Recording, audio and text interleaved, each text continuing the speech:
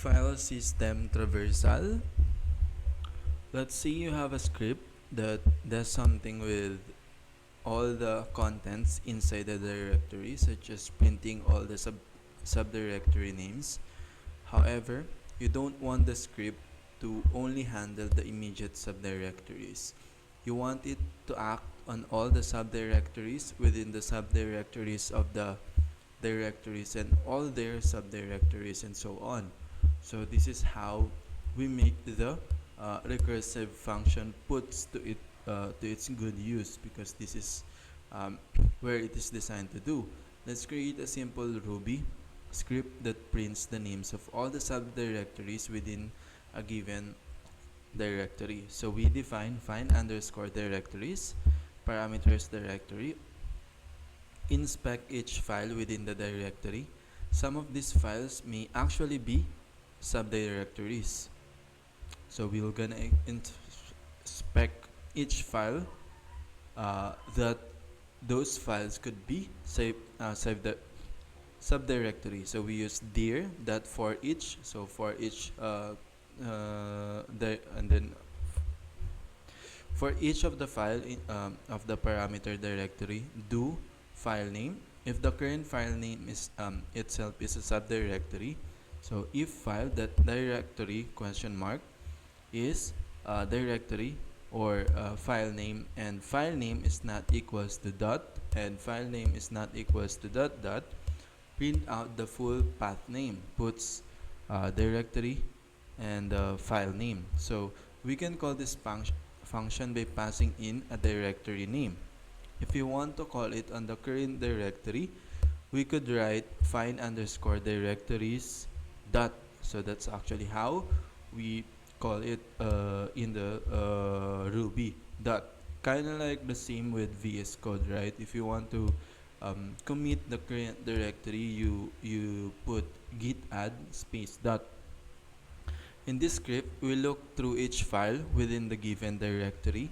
If the file itself is a subdirectory and isn't a single or double period, which represent the current and previous directories respectively, we print the subdirectory name.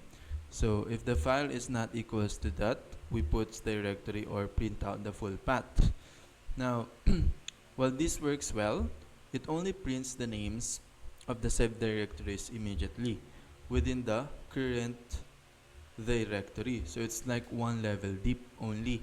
It does not print the names of the subdirectories within the subdirectories. So here we're gonna change that. We define find underscore directories and then input directory again or parameters. Loop through first level directory. Dir that for each directory do file name. If file that directory question mark directory slash file name and file name is not equals to dot and file name is not equal to dot dot, puts directory or print it, and then loop through second loop subdirectory after that code. Dir that for each directory slash file name do inner underscore file name. If file that directory question directory slash file name slash inner underscore file name and inner underscore file name is not equals to dot and inner underscore file name is not equal to dot dot, puts directory slash file name slash inner underscore file name and. So now every time our script discovers a directory, it then conducts an identical loop through the subdirectories of that directory and prints the names of the subdirectories. But this script also has its limitation because it's only searching 2 levels deep.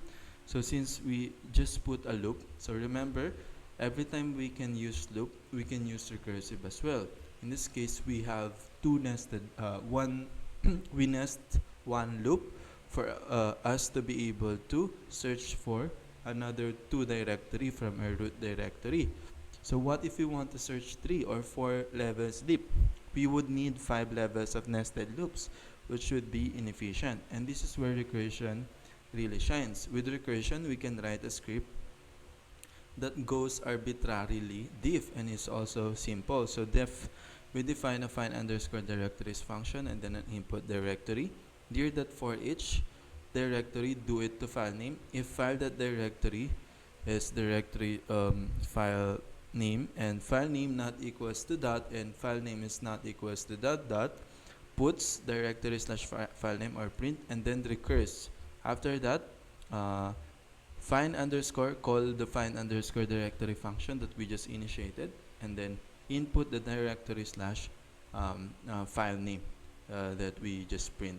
So recursively call this function on the subdirectory. So as this script encounters files that are themselves subdirectories, it called the find underscore directories method upon that very subdirectory. So as this script encounters files that are themselves subdirectories, it calls the functions that we use to call that subdirectory in the first place at that subdirectory level. So the script can therefore dig deep as it needs to, leaving no subdirectory unturned.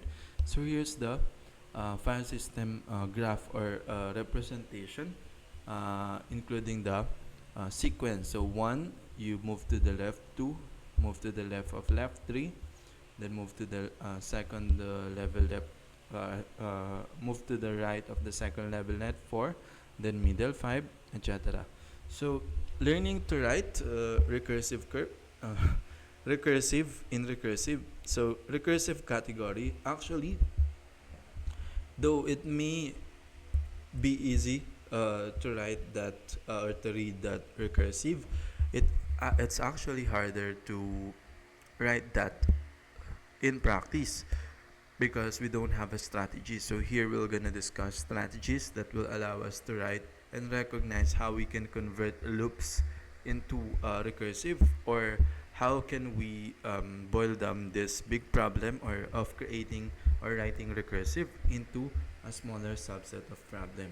Therefore, using strategies to make us more efficient and fast in writing this. So recursive category, repeatedly execute. So this is the first category.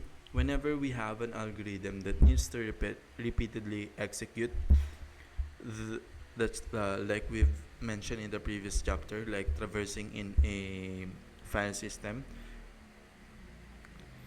we could use recursive function. Now, that's not the only category, as we will later discuss. Another category is in which we will gonna solve the bigger problem using a subset of problem. So we'll start with repeatedly execute. So what is our strategy? So how do we create or write recursive function for repeatedly executed function? So over the course of tackling various recursive algorithm, I began to find that there are various categories of problems. Once I learned an effective technique for a certain category, when I found another problem that belonged to the same category, I was able to apply the same technique to solve it. So once you know how to solve this in this category of recursive algorithm, repeatedly execute, you could implement it in another category. Now, the NASA spacecraft countdown algorithm from the previous video is a great example of this. The code prints numbers such as 10 and then 9 and then 8, all the way down to 0. While the number of this function prints is different each time, we boil down the code's essence to the fact that it is repeatedly executing a task, namely the printing of a number. Here was our JavaScript implementation of this algorithm. So we created a countdown function with an input number. We console the number. If number is equals to 0, which is our base case, we return.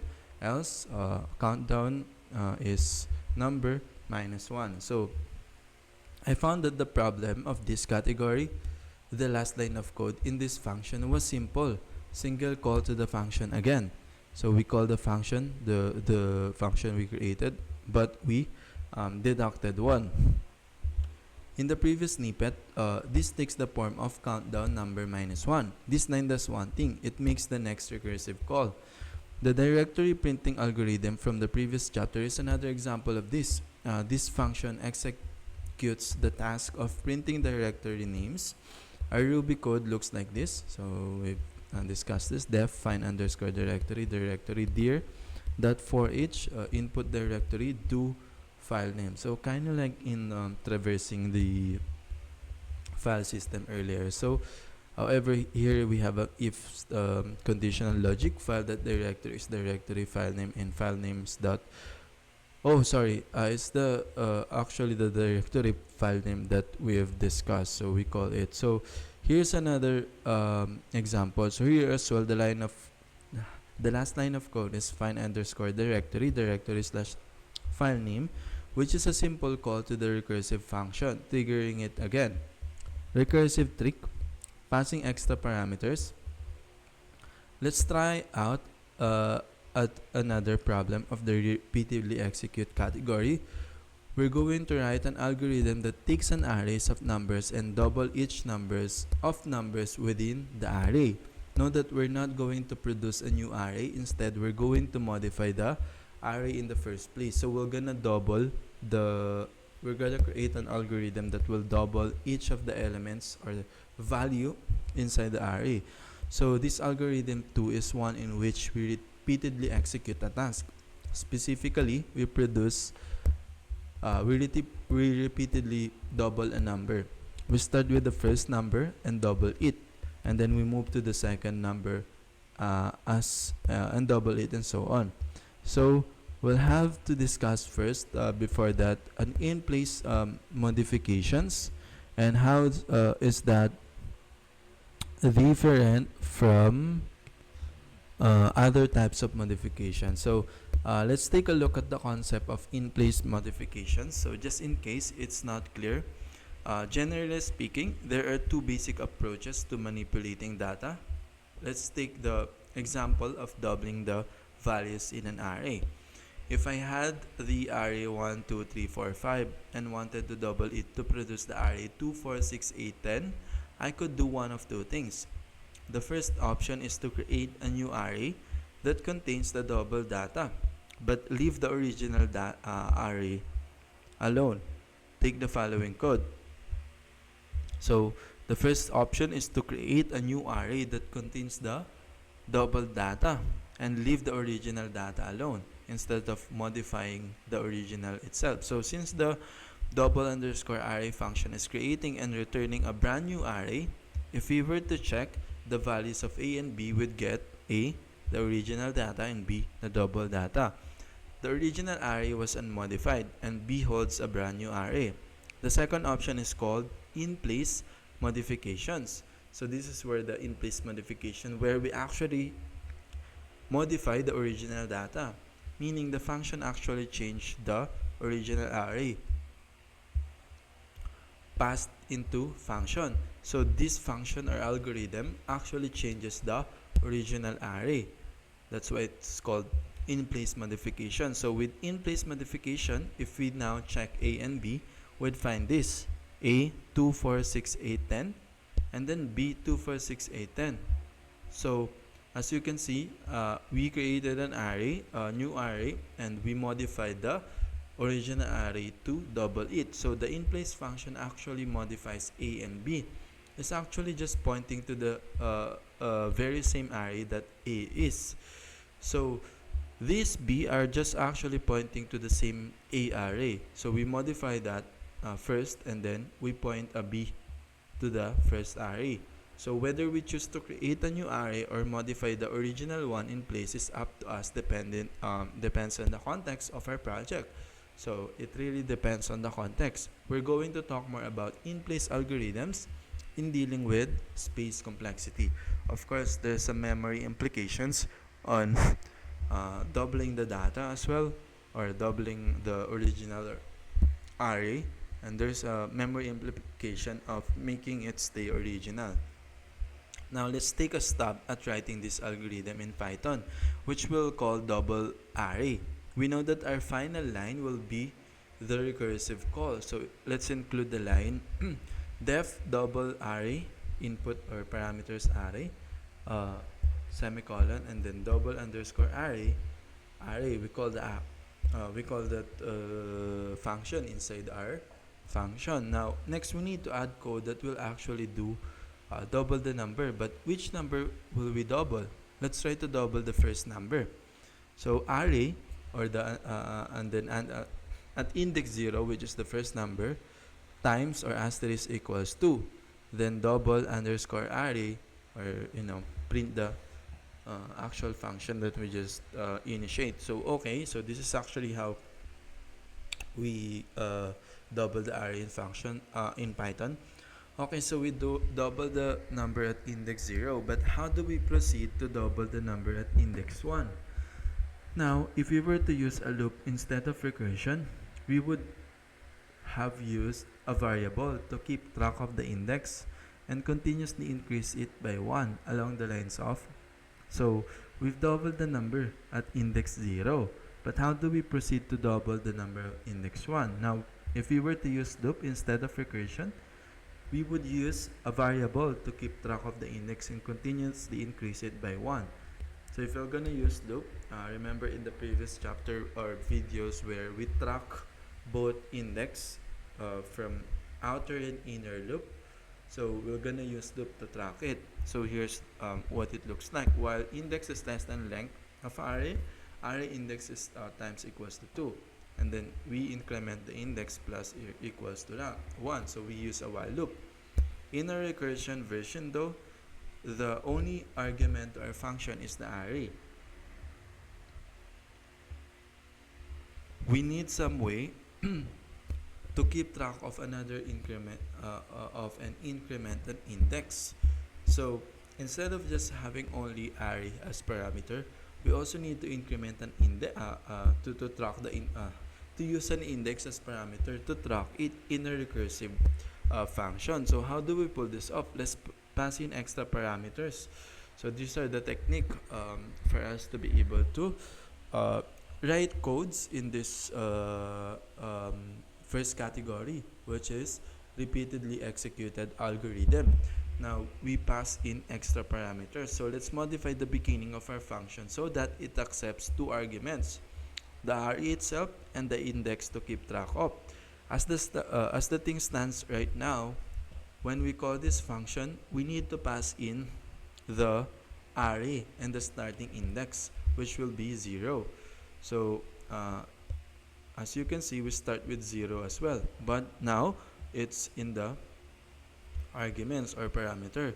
Once we have index as a function argument or parameters, we now have a way of incrementing and tracking the index as we make each successive recursive call inside this recursive function. Here's the code for this. Def double underscore array, parameters array and index. Inside it is array, and then instead of starting from 0 or array 0, we have array index times or asterisk equals 2, and then we call double underscore array and then the array comma index plus 1 so that it iterates throughout the loop, just like the number minus 1 in NASA printing application. So printing or countdown application. So in each successive call, we pass in the array again as the first argument, but we also pass along an incremental index. So this allows us to keep track of an index just as we would in a classical loop. So it's more beautiful, it's shorter than a classical loop. Our code isn't perfect just yet, though our function will throw an error once the index goes past the end of this array and tries to multiply a non-existent number, so it doesn't have a base case yet. To solve this, we need our base case. So def double underscore array and then array and index parameters. Base case, when the index goes past the end of the array, if index is greater than or equals to length of array, colon return, and then we put the previous recursive code, which is array index times equals 2 and then double underscore array with array and index plus 1 parameter. So we can test this function out with the following code. We have array 1 2 3 4 and then double underscore array and then start with 0 and then print array. So our recursive function is now complete. However, if your programming language supports default arguments, we can make things even prettier. Right now, we need to call the function as double underscore array 1 2 3 4 5 comma 0. Admittedly, passing in that 0 as a second parameter isn't beautiful. It's just so we can achieve our trick of maintaining an index. After all, we always want to start our index off at 0. However, we can use default parameters to allow us to simply call the function the original way, like double underscore array 1, 2, 3, 4, 5. Here's our updated code to make this work. So it's kind of like in design, instead of you asking what will be the default parameter, since we know that when doubling it, it always started with the first index. Therefore, we define the second argument as index equals to 0, so that whenever you call the function or recursive function, you just need to input the array and it will always start at 0. So here it's the same. We just need change the parameter to 0. So all we updated here was setting a default argument of index equals 0. This way, the first time we call the function, we don't have to pass the index parameter. However, we will still get to use the index parameter for all successive calls. So let me just take my coffee, guys.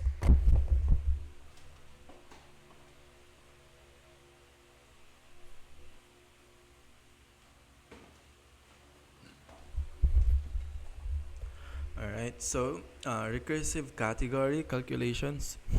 So the second category, which is the subset problems that I was talking about, of recursive function is performing a calculation based on a subproblem. There are many functions whose goal is to perform a calculation. A function that returns the sum of two numbers or a function that finds the greatest value within an array are example of this. These functions receive some sort of input and return the result of calculations involving that input. So our function whose goal is to perform a lot of function does not necessarily perform a calculation, right? But a lot of it are actually perform a compute. So we can actually divide that or put that into scrutiny and then make a subset of compute, because usually those compute are combination of multiple computes. So that's what we're gonna do. In recursively recurse with recursion, we found that one area in which recursions shine is where we need to act on a problem that has an arbitrary number of levels of depth. A second area in which recursion shine is where it's able to make a calculation based on a problem of the problem at hand, like the factorial that we discussed in the previous video. So to write a function that calculates the factorial of a number, we could use a classic loop that starts with the 1 and builds up from there. That is, we'd multiply 2 by the 1, and then multiply 3 by the result, and then 4, and so on, until we reach 6. Such a function may look like this in row V. So we define factorial function with a parameter n, product equals to 1, and then 1 dot n dot each do 2 numbers, so we use each do here, product times equals to num, and then end. So it's like the multiplication for this is like the same in Python, right? Asterisk equal the number to be multiplied, or the data to be multiplied, and then return the product. So here's an example of factorial. Now, however, we could approach the problem differently, and that is to calculate factorial based on its subproblem. A subproblem is a version of the very same problem applied to a smaller input. Let's apply to our case. If you think about it, factorial 6 will be 6 multiplied by whatever the result of factorial 5. So yeah, we're gonna use the factorial 5 for us to calculate the bigger compute, which is factorial 6. And like what I've said, those compute are actually boiled down to multiple computes along the way that we can boil down to different steps. Now, since factorial 6 is 6 times 5 times 4 times 3 times 2 times 1, and factorial 5 is 5 times 4 times 3 times 2 times 1, we can conclude that factorial 6 is equivalent to 6 times factorial 5. So that's how we boil down or make a subset of problem or that we can use to solve a larger problem. Now Now that is, once we have the result of factorial 5, we can simply multiply that result by 6 to get the answer to factorial 6. Since factorial 5 is the smaller problem that can be used to compute the result for the bigger problem, we call factorial 5 is a subproblem of factorial 6, and factorial 4 is a subproblem of factorial 5. Here's the implementation of the of this from the last video. So def factorial, and then parameter number, if number is equals to 1, return 1. Else, so because 1 is our base case, again the key line here is return number times factorial number minus 1, in which we compute the result as number multiplied by our subproblem, which is factorial number minus 1. We've seen that when writing a function that makes a calculation, there are two potential approaches. We can try to build the solution from the bottom up. So we can build a solution from the bottom up. So what's the bottom up? The bottom up would be the 1, right? Because if it's a factorial, it will multiply the factorial 6 to factorial 5 to factorial 4 to factorial 3 to factorial 2 to factorial 1. So that's the bottom up. Or we can attack the problem going top down, or factorial 6 to factorial 1, by making the calculation based on the problem's subproblem. Indeed, computer science literature refers to the terms bottom up and top down in regards to recursion strategies. The truth is, both approaches can be achieved through recursion. Well, we previously saw the bottom up approach using a classic loop. So again, that's bottom up because we start with the base case 1 in the classic loop. So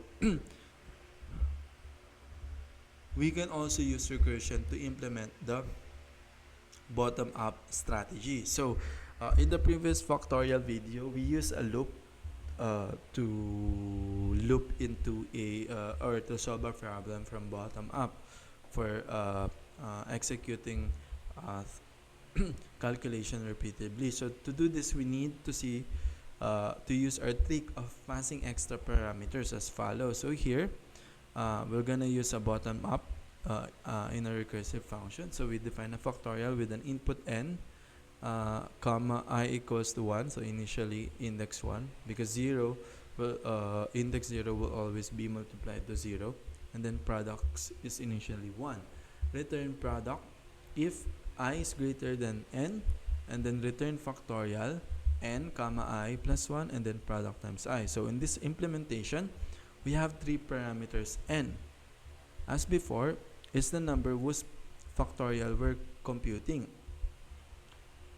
I is a simple variable that starts at 1 and increments by 1 in each successive call until it reaches n. So this I actually will successively iterates until it reaches n. Finally, product is the variable in which we store the calculation as we keep multiplying each successive number. So from I to n, as we keep multiplying that, we store that in the product variable. We keep passing the product to the successive call, so we can keep track of it as we go.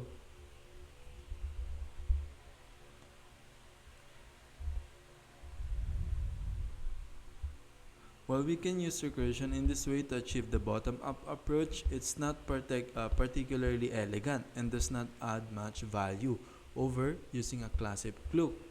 So while we can do that, it's not an elegant code.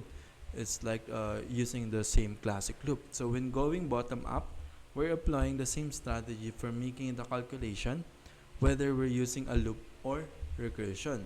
So if we're going bottom-up, we might as well use loop because it's doesn't make a difference. What makes it the computational approach is the same, but to go top down, we need recursion. So like in the directory, right?